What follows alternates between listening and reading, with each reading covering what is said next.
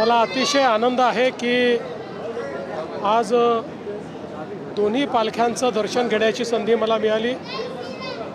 ज्ञानेश्वर माऊली आणि जगद्गुरू तुकाराम महाराज यांचा आशीर्वाद आज प्राप्त केलेला आहे आणि मला आनंद आहे की यावेळी विशेषतः ज्ञानेश्वर माऊलींची पालखी ज्या ठिकाणी असते तिथे खूप अडचणी होत्या, त्या अडचणी महानगरपालिकेने दूर केल्या आणि चांगल्या पद्धतीनं तिथे विस्तार करण्यात आला आणि पुढच्या वर्षी अजून चांगली व्यवस्था त्या ठिकाणी होईल असं लक्षात येतं आहे।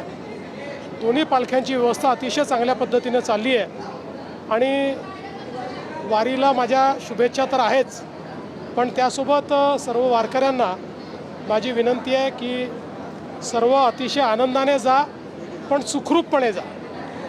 अतिशय सुखरूप अशा प्रकारे ही वारी पूर्ण व्हावी हीच विठुरायाच्या चरणी प्रार्थना।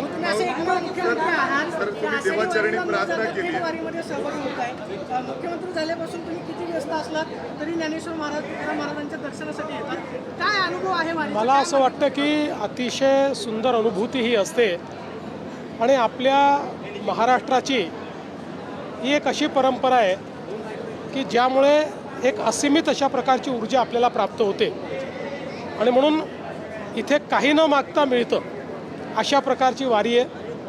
अर्थात मला विश्वास आहे की मी जेव्हाही पांडुरंगाकडे जातो तसं तर मी ईश्वराला कधीच काही मागत नाही, पण जेव्हाही पांडुरंगाकडे जातो त्यावेळेस पांडुरंगाला एकच साकडं घालतो, कारण आमचे सगळे वारकरी हे शेतकरी पण आहे, त्यामुळे आमच्या वारकऱ्यांना शेतकऱ्यांना सुखी ठेव एवढंच पांडुरंगाकडे मागणं असतं। मला अतिशय आनंद झाला का काही अडचण न येता मिसिंग लिंकवरनं मी आलो आहे। मला असं वाटतं तेच सर्वांना उत्तर आहे।